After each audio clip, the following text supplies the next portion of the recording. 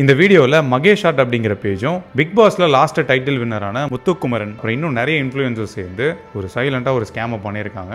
So அது என்ன scam, அது எப்படி நடத்தினாங்க, அதில் என்னென்னலாம் இருக்கு அப்படிங்கிறத உங்களுக்கு நான் கிளியராக எக்ஸ்பிளைன் பண்ண போறேன். High family, ஆஸ்கே. இந்த ஸ்கேமை பற்றி எக்ஸ்பிளைன் பண்ணுறதுக்கு முன்னாடி யங்ஸ்டர்ஸ் மத்தியில் இப்போ இருக்க ஒரு சின்ன விஷயத்தை அட்ரஸ் பண்ணணும். ஏன்னா இந்த விஷயத்தை அடித்தளமாக வச்சு தான் இந்த ஸ்கேமை நடத்திட்டு வராங்க. பொதுவாக காலேஜ் ஸ்டூடெண்ட்ஸ் மத்தியில், இப்போ உள்ள காலேஜ் ஸ்டூடெண்ட்ஸ் மட்டும் இல்லை, முன்னாடியிலேருந்தே காலேஜ் ஸ்டூடெண்ட்ஸ் மத்தியில் இந்த பைக், இந்த காஸ்ட்லியான ஃபோன்ஸ் இது கண்டிப்பாக கிரேஸ் இருக்கும். ஸோ நம்ம காலேஜ் படிச்சுட்டு இருக்கும்போது நம்ம கிட்ட காசு நிறைய இருக்காது. பட் இருந்தாலுமே டெஸ்பரேட்டா நம்ம எப்படியாச்சும் அந்த பைக்கையும் ஐபோனையும் வாங்கணும் அப்படின்னு நினைப்போம். ஸோ இந்த ஒரு மெயின் ஃபேக்டரை பயன்படுத்தி தான் இப்போ நான் சொல்ல போற ஸ்கேமையே ஃபுல்லாக பண்ணியிருக்காங்க. இந்த மகேஷ் ஆர்ட் அப்படிங்கிற பேஜ் என்ன பண்ணியிருக்காங்க அப்படிங்கிறத இப்போ கிளியரா எக்ஸ்பிளைன் பண்றேன். மகேஷ் ஆர்ட்டோட பேஜ்ல ஒரு அட்வர்டைஸ்மெண்ட் பண்றாங்க. இந்த அட்வர்டைஸ்மெண்ட் பெய்ட் ப்ரொமோஷன் வீடியோ யாரை வச்சு பண்றாங்க அப்படின்னு பார்த்தீங்கன்னா இன்ஸ்டாகிராம்ல ஃபேமஸா இருக்க இன்ஃப்ளூயன்சர் வச்சு பண்றாங்க. பேசிக்கா இந்த அட்வர்டைஸ்மெண்டோட கான்டெக்ஸ்ட் என்ன அப்படின்னா, மகேஷ் ஆர்ட் அதாவது எங்க கிட்ட ஹூடிஸும் டி-ஷர்ட்ஸும் இருக்கு. இதை நீங்க வாங்குனீங்க அப்படின்னா உங்களுக்கு தார் கார் இல்ல நிஞ்சா பைக் அப்படி இல்லனா 10 ஐபோன் அதோட சேர்த்து தாய்லாந்துக்கு எக்ஸ்பென்சிவான ட்ரிப்ஸ் இது எல்லாமே கிடைக்கும். ஸோ இது எல்லாத்தையும் எப்படி நாங்க கொடுப்போம் அப்படின்னா குலுக்கல் முறையில் தேர்ந்தெடுத்து கண்டிப்பா உங்களுக்கு கொடுப்போம் அப்படின்னு சொல்லி அட்வர்டைஸ் பண்றாங்க. இந்த சலூனு ட்ரிப் இது மட்டும் இல்ல, Ninja 300, KTM, Royal Enfield 100, MacBook, iPhone அப்படி இப்படி நிறைய தராங்க. இந்த ஹுட்டி பர்ச்சேஸ் பண்ணதுக்கு இந்நேரம் நம்மள தேடி வந்திருப்பாங்க. இவங்க வெப்சைட் ஓபன் பண்ணி உள்ள போய் பார்த்தோம் அப்படின்னா இந்த ஹுடி எவ்வளவுக்கு சேல் பண்றாங்கன்னா 999 ரூபாயில இருந்து 1350 ரூபாய் வரையும் இதை சேல் பண்றாங்க. இந்த அட்வர்டைஸ்மெண்ட்டை பார்த்த மக்கள், அதுலயும் மெஜாரிட்டியா யங்ஸ்டர்ஸ் என்ன பண்ணுவாங்க அப்படின்னா, ஒருவேளை இந்த ஹூடியை நம்ம ஆர்டர் பண்ணா நமக்கு நிஞ்சா பைக் கிடைக்கிறதுக்கு வாய்ப்பு இருக்கு, அதனால நமக்கு தேவையா தேவையில்லையா அப்படின்னு கன்சிடர் பண்ணாம அந்த ஹூடியை கண்ணை மூட்டு ஆர்டர் போடுவாங்க. இதுலயும் சில காலேஜ் பசங்க என்ன பண்ணுவாங்க அப்படின்னா, தன்கிட்ட காசு இல்லைனாலுமே வெளில கடன் வாங்கி கூட இந்த ஹூடி ஆர்டர் பண்றதுக்கு சான்சஸ் இருக்கு. ஏன்னா இந்த ஹூடியை பர்ச்சேஸ் பண்ணாதான் எனக்கு ஒரு பைக் கிடைக்குமே அப்படிங்கிற ஒரு நம்பிக்கையில தான். சோ இது மட்டும் இல்லாம பொதுவாகவே மக்கள் என்ன நம்புவாங்க அப்படின்னா, இந்த ஹூடியை நம்ம வாங்கிட்டோம், இந்த டி-ஷர்ட்டை வாங்கிட்டோம், கண்டிப்பா Thar car, 10 iPhone, ninja bike, தாய்லாந்துக்கு ட்ரிப் இதுல ஏதாவது ஒன்று கிடைச்சிரும் அப்படிங்கிற நம்பிக்கையில் இருப்பாங்க. ஸோ சிம்பிளா சொல்லணும் அப்படின்னா, இதை மேலோட்டமா பார்க்கும்போது ஒரு சாதாரண விஷயம் மாதிரி தெரியும். பட் இது சாதாரண விஷயம் இல்லை. அது ஏன் அப்படிங்கிறத நான் இதுக்கப்புறம் உங்களுக்கு தெளிவாக சொல்றேன். நம்ம இப்போ என்ன பண்ணலாம் அப்படின்னா, ஒரு சின்ன கால்குலேஷன் போட்டு பார்ப்போம். இந்த கால்குலேஷனோட எண்டில் உங்களுக்கே உண்மை என்ன அப்படிங்கிறது புரியும். ஸோ இப்போ நம்ம அந்த ஹூடியை மட்டும் எடுத்துப்போம். அந்த ஹூடியை அவங்க எவ்வளவுக்கு சேல் பண்றாங்க அப்படின்னா 999 ரூபாயிலிருந்து 1350 ரூபாய் வரையும் சேல் பண்றாங்க. இப்போதைக்கு அவங்க விற்கிற அந்த ஹூடியை மட்டும் நம்ம கன்சிடர் பண்ணிப்போம். ஸோ இவங்க ஃபிக்ஸட் ரேட் இல்லாம ஒவ்வொரு சைஸுக்கு ஒரு ரேட் வச்சிருக்கிறதுனால ஸ்டார்டிங் ரேட்டையும் எண்டிங் ரேட்டையும் ஆவரேஜ் போட்டுப்போம். 1174 ரூபா வருது. ரவுண்ட் ஆஃப் பண்ணி 1150 ரூபா வச்சுப்போம். ஸோ இவங்க இந்த ஹூடியை ஆவரேஜா விற்கிற ரேட்டு 1150 ரூபா. இவங்க இந்த ஹூடியை வெளில எவ்வளவுக்கு விற்கிறாங்க அப்படிங்கிற ரேட்டை நம்ம ரவுண்ட் ஆஃப் பண்ணி வச்சுட்டோம். பட் இப்போ நமக்கு ஒரு முக்கியமான விஷயம் தேவைப்படுது. அது என்னன்னா, இந்த ஹூடியை செய்யறதுக்கு எவ்வளவு மேக்கிங் காஸ்ட் ஆயிருக்கும்னு. ஒரு நல்ல குவாலிட்டியா அதிகமான ஜிஎஸ்எம் உள்ள ஒரு ஹூடியை நம்மளால மேனுஃபேக்சரிங் பண்ணோம் அப்படின்னா 400 ரூபாய்க்கு நம்மளால மேனுஃபேக்சரிங் பண்ணி மேனுஃபேக்சர்கிட்ட நம்மளால வாங்கிக்க முடியும். ஸோ இந்த 400 ரூபாய்க்கு மேல மேக்கிங் காஸ்ட் வரதுக்கு சான்சஸ் கிடையாது. ஸோ ஷிப்பிங் ஒரு 60 ரூபா வச்சுப்போம், பேக்கிங்க்கு ஒரு 40 ரூபா வச்சுப்போம். ஸோ மொத்தமா நமக்கு 500 ரூபா வருது. இதுவரையிலும் இந்த ஹூடியை நான் ரெடி பண்றதுக்கு எனக்கு 500 ரூபா செலவாயிருக்கு. அதாவது மேனுஃபேக்சர் இருந்து 400 ரூபாய்க்கு வாங்கி அதுக்கப்புறம் பேக்கிங் காஸ்ட், ஷிப்பிங் காஸ்ட்லாம் சேர்த்து மொத்தமா ஒரு 500 ரூபா இருக்கு. பட் இதுக்கப்புறம் நான் ரெடி பண்ண இந்த ஹூடியை மக்கள் கிட்ட கொண்டு போய் சேர்க்கணும் அப்படின்னா ஒரு இன்ஃப்ளூயன்சர் வேணும், அவங்களுக்கு காசு கொடுக்கணும். ஸோ அதுதான் இன்ஃப்ளூயன்சர் மார்க்கெட்டிங்னு சொல்லுவாங்க. ஸோ நம்ம எப்படியா இருந்தாலும் இன்ஃப்ளூயன்சருக்கு பே பண்ற மாதிரி வரும். ஸோ அந்த காஸ்ட்டையும் நம்ம ஹூடியோட ஆட் பண்ணோம். ஸோ அதுக்கு ஒரு 50 ரூபா வச்சுப்போம். ஸோ மொத்தமா பார்த்தோம் அப்படின்னா இந்த ஹூடியில மொத்த செலவும் சேர்த்து ஒரு 550 ரூபா வரும். இந்த ஹூடியை நான் எவ்வளவுக்கு விற்க போறோம் அப்படின்னா 1150 ரூபாய்க்கு. ஸோ எனக்கு எவ்வளவு ப்ராஃபிட் வரும்னா 600 ரூபா. ஸோ எந்த பிசினஸா இருந்தாலும் எந்த ப்ராடக்டா இருந்தாலும் அதுக்கு ப்ராஃபிட் மார்ஜின் ஒன்று இருக்கு. ஸோ இங்க எனக்கு 600 ரூபா profit. So profit margin calculate பண்ணி பார்த்தோம் அப்படின்னா 52.17%. ரவுண்ட் ஆஃப் பண்ணோம்னா 52% எனக்கு ப்ராஃபிட் மார்ஜின் இருக்கு. இப்போதான் நம்ம முக்கியமான பார்ட்டுக்கு வரோம். இந்த ஹூடியை நம்ம எத்தனை பேருக்கு சேல் பண்ணியிருக்கோம் அப்படிங்கிறது. மகேஷ் ஆர்ட் ஒரு பெய்ட் ப்ரொமோஷன் வீடியோ அவங்களோட பேஜ்ல போட்டிருக்காங்க. யாரை வச்சு அப்படின்னா பூஜா நந்தா வச்சு. இந்த வீடியோ மட்டும் 13 மில்லியன் வியூஸ் போயிருக்கு. ஸோ பொதுவாகவே நம்ம ஒரு வீடியோ வந்து அட்வர்டைஸ் பண்றோம் அப்படின்னா நிறைய வியூஸ் போயிருக்கு அப்படின்னா அதுல எல்லாரும் வாங்கிட மாட்டாங்க. அதுல ஒரு கன்வர்ஷன் பெர்சன்டேஜ் இருக்கு. அந்த பீப்புள் மட்டும் தான் வாங்குவாங்க. பொதுவா கன்வர்ஷன் பெர்சன்டேஜ் எப்படி இருக்கும் அப்படின்னா 0.01% இருக்கும். சோ நம்ம இந்த வீடியோவை பேஸ் பண்ணி 13 மில்லியன் வியூஸ் போயிருக்கு. அதுல 0.01% போட்டோம் அப்படின்னா 1300 பேர் இதை வாங்கியிருப்பாங்க. நம்ம 1300 அப்படின்னு கம்மியா வச்சுக்க வேணாம், நம்ம டெவலப் பண்ணி ரவுண்ட் ஆஃப் பண்ணிடுவோம். சோ ஒரு 3000 பேர்னு வச்சுப்போம். சோ மகேஷ் ஆர்ட் நீங்க ஒரு கேம்பெயின்ல 3000 பேருக்கு ஹூடியை வித்திருக்கீங்க. பட் அந்த கேம்பெயினோட எண்ட்ல என்னென்ன ப்ராடக்ட் தரேன்னு சொல்லியிருக்கீங்க? தார் கார் தரேன்னு சொல்லியிருக்கீங்க, ninja bike, iPhone, Thailand trip, இந்த மாதிரி எக்கச்சக்கமா சொல்லிருக்கீங்க. ஸோ இப்போ நம்ம போட்டுக்கிட்டு இருக்க கால்குலேஷன் எதுக்கு அப்படின்னு கேட்டீங்கன்னா, இவங்க ஒரு கேம்பெயின்ல எவ்வளவு பேருக்கு ஹூடி வித்திருக்காங்க, எவ்வளவுக்கு அந்த ஹூடியை வாங்கி இருப்பாங்க, எவ்வளவுக்கு வித்திருப்பாங்க, எவ்வளவு ப்ராஃபிட் வந்திருக்கும், அந்த ப்ராஃபிட்டை வச்சு இவங்க சொன்ன மாதிரி அந்த காரு, பைக் இதெல்லாம் கொடுக்க முடியுமா முடியாதா அதை எவாலுவேட் பண்றதுக்கு தான் இவ்வளவு கால்குலேஷன் போட்டுட்டு இருக்கோம். ஸோ இப்போ நம்ம போட்ட கால்குலேஷன் படி இவங்க 3000 பேருக்கு இந்த ஹூடியை வித்திருக்கணும். ஸோ 3000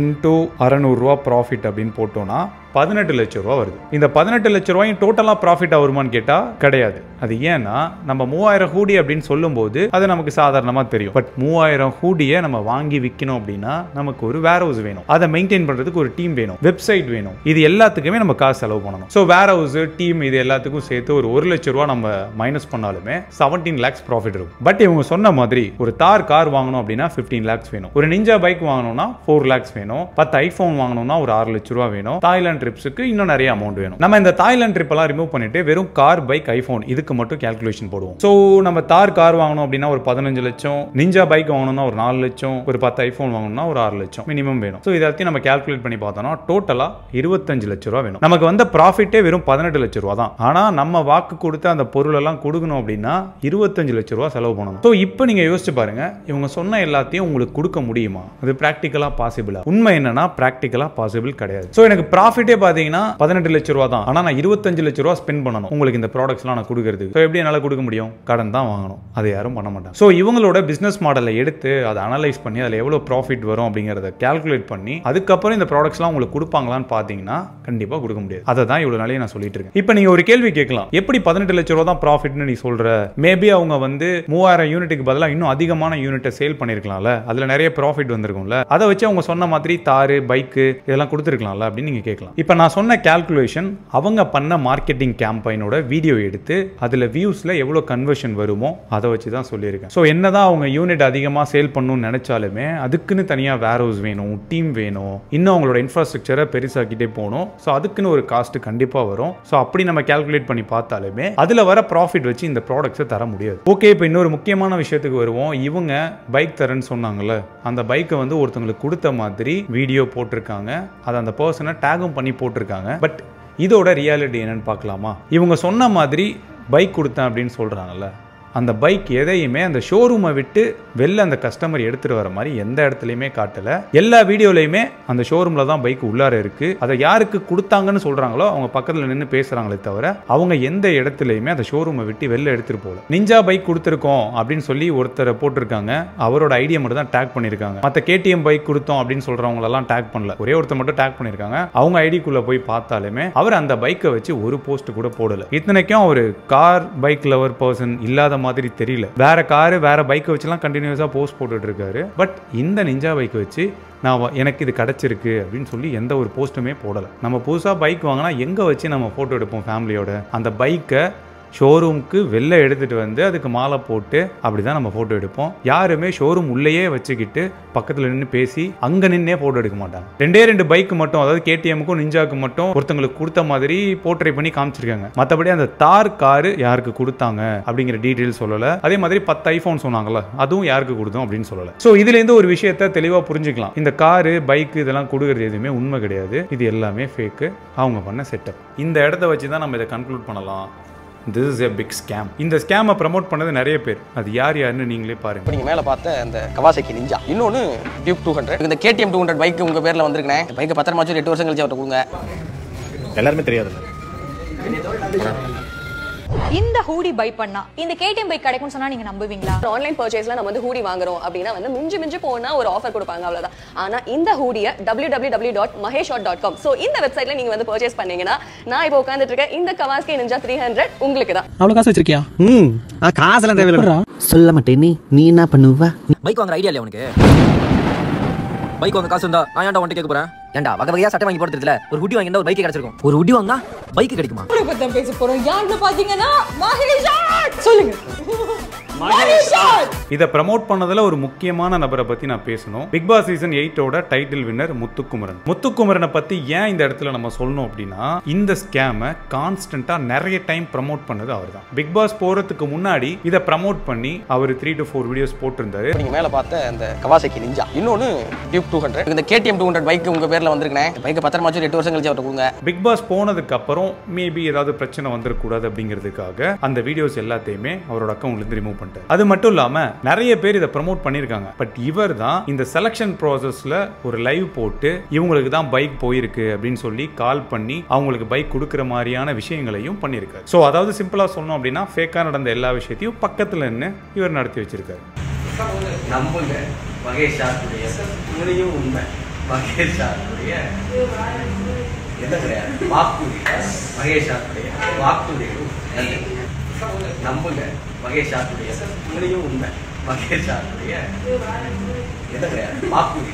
மகேஷ் சாருடைய வாக்குறுதி. மகேஷ் ஷாட் பண்றது ஒரு ஸ்கேம் தான் அப்படின்னு ஒரு இன்ஃப்ளூயன்சரோ இல்ல ஒரு யூடியூபரோ அவங்க கிட்ட ப்ரமோஷன் வரும்போது அவங்க அதை பார்த்தாலே கண்டிப்பா தெரிஞ்சிடும். தெரிஞ்சும் அதை ப்ரமோட் பண்றாங்க அப்படின்னா கண்டிப்பா இது ஒரு ஃபேக்கான விஷயம் தான், இது ஒரு ஸ்கேம் தான் அப்படின்னு தெரிஞ்சும் காசை வாங்கிட்டு அதை ப்ரமோட் பண்ணணும். இதை எப்படி நான் சொல்றேன் அப்படிங்கிறதையும் சொல்றேன். ஸோ உங்க எல்லாருக்குமே ஜிபி முத்து அவர்களுக்கு தெரியும். அவங்களுக்கு இதே மகேஷ் ஷாட் 1 லட்சம் ரூபாய் நான் ப்ரமோஷன் பண்றதுக்கு தரேன், இதை நீங்க ப்ரமோட் பண்ணி கொடுங்கன்னு கேட்டப்ப ஜிபி முத்து அவங்களோட டீம் இந்த விஷயத்தை பார்த்துட்டு இது ஸ்கேம் மாதிரி இருக்கு, இது சரியில்லை அப்படிங்கறத புரிஞ்சுக்கிட்டு இதை நாங்க பண்ணல அப்படின்னு சொல்லியிருக்காங்க. ஸோ இந்த இடத்துல முத்துக்குமரன் அப்படிங்கிறவரு மேபி நீங்க நினைக்கலாம் அவருக்கு வந்து இந்த விஷயம் தெரியாம இருந்திருக்கும், இவங்க பண்றது உண்மைன்னு நினைச்சு அவர் ப்ரமோட் பண்ணியிருப்பாரு அப்படின்னு நீங்க நம்பலாம்.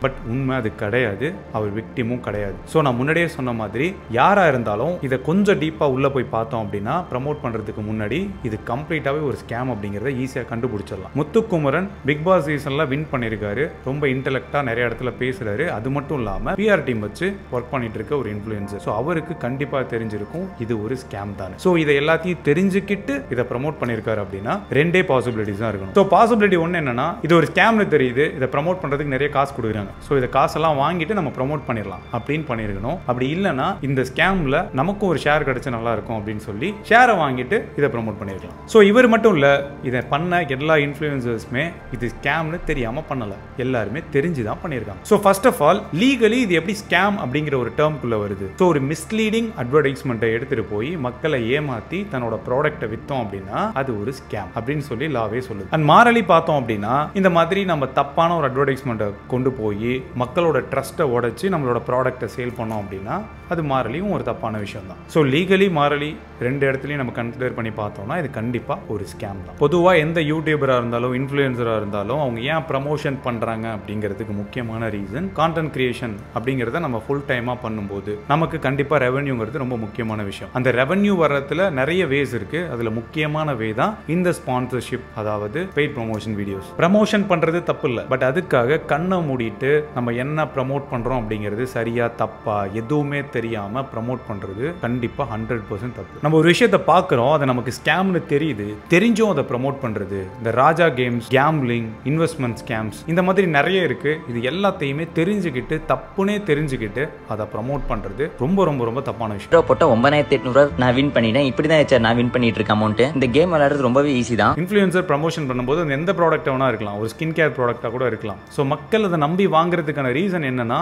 இன்ஃப்ளூயன்சர் மேலையும் அந்த யூடியூபர் மேலையும் உள்ள ட்ரஸ்ட், இவங்க சொன்னா கரெக்டா தான் இருக்கும் அப்படிங்கிற ட்ரஸ்ட். பட் அந்த ட்ரஸ்ட்டை உடைச்சிட்டு ப்ரமோஷன் பண்ணும்போது அந்த ஃபாலோவர்ஸ்க்கே லாயலா இல்லைன்னு அர்த்தம். ஸோ மக்கள் வாங்குறதுக்கான ரீசன் உங்க மேல உள்ள ட்ரஸ்ட் தான். அந்த ட்ரஸ்ட்டை பிரேக் பண்ணாதீங்க. எல்லா விஷயத்தையும் டிடெக்டிவா போய் எல்லா பிராண்டும் கரெக்ட் தானா அப்படின்னு நம்மளால கண்டுபிடிக்க முடியாது. பட் ஆனா நம்ம கண்ணுக்கு சில விஷயங்கள் ஓப்பனாவே தெரியும் இது தப்பு அப்படின்னு சொல்லி, அதெல்லாம் ப்ரமோட் பண்ணாதீங்க. அண்ட் இன்னும் முக்கியமான விஷயம் என்னன்னா, இந்த ப்ரமோஷன் எது ஆர்கானிக் கண்டென்ட் எதுனே தெரியாம ஆர்கானிக் கண்டென்ட் மாதிரியே ப்ரமோஷனை தூக்கி போடுறது. ஸோ ஃபைனலி முத்துக்குமரன் அவர்கள்ட்ட ஒரே ஒரு கேள்வி தான். ஸோ நீங்க இதை எப்படி ஸ்கேம்னு தெரிஞ்சும் ப்ரமோட் பண்ணீங்க அப்படிங்கிறது எனக்கு ஆச்சரியமா இருக்கு. ஸோ நானுமே உங்க மேல நிறைய ட்ரஸ்ட் வச்சிருந்தேன், உங்களோட வீடியோஸை ரெகுலரா வாட்ச் பண்ணிட்டு இருந்தேன். பட் இப்போ அந்த ட்ரஸ்ட் பிரேக் ஆயிருக்குன்னு நினைக்கிறேன். மகேஷ் ஆர்ட்டுக்கு ப்ரமோஷன் வீடியோ நிறைய போட்டிருந்தீங்க, இப்போ அது எதுவுமே உங்களோட அக்கௌண்ட்ல இல்லை, எல்லாத்தையுமே டெலிட் பண்ணிட்டீங்க. அதுக்கு என்ன ரீசன், என்ன நடந்துச்சு அப்படிங்கிற ஒரு எக்ஸ்பிளனேஷன் வீடியோ நீங்க கொடுத்தா நல்லா இருக்கும்னு நினைக்கிறேன். இப்போ நான் சொன்னதெல்லாம் வச்சு பார்க்கும்போது கண்டிப்பா உங்களுக்கு ஒரு ஐடியா கிடைச்சிருக்கும். ஸோ இதை பத்தி நீங்க என்ன நினைக்கிறீங்க மறக்காம கமெண்ட்ஸ்ல சொல்லுங்க. யாரையும் பிளைண்டா நம்பாதீங்க, நீங்க சப்போர்ட் பண்றவங்களையுமே பிளைண்டா சப்போர்ட் பண்ணாதீங்க. உண்மை என்ன நடந்திருக்கு அப்படிங்கறத அனலைஸ் பண்ண ட்ரை பண்ணுங்க. ஓகே, நெக்ஸ்ட் வீடியோவில் பார்க்கலாம். பை. ஒரு நிமிஷம் இதை பற்றிலாம் உனக்கு எப்படி தெரியும், இந்த க்ளோதிங்கில் இதெல்லாம் இருக்குது அப்படிங்கிறது உனக்கு எப்படி தெரியும்னு நீங்கள் கேட்டிங்கன்னா, ஒரு வருஷமாக நானும் என் ஃப்ரெண்டும் இந்த க்ளோதிங் பண்ணணும் அப்படின்னு சொல்லி ரொம்ப ட்ரை பண்ணி திருப்பூருக்குலாம் நேராக போயிட்டு நிறைய விஷயத்தை ரிசர்ச் பண்ணி வச்சுருந்தோம். ஸோ அதை வச்சு தான் இந்த டேட்டாஸ் எல்லாமே எனக்கு தெரிஞ்சு. ஸோ இதில் ஹூடியோட ப்ரைஸ் இந்த மாதிரி டேட்டாஸ் எல்லாம் நான் உங்களுக்கு ஜென்ரிக்காக சொல்லலை, எல்லாமே நான் மேனுஃபேக்சரர் கிட்ட கேட்டு வாங்கின அந்த டேட்டாவை தான் உங்களுக்கு சொல்லியிருக்கேன்.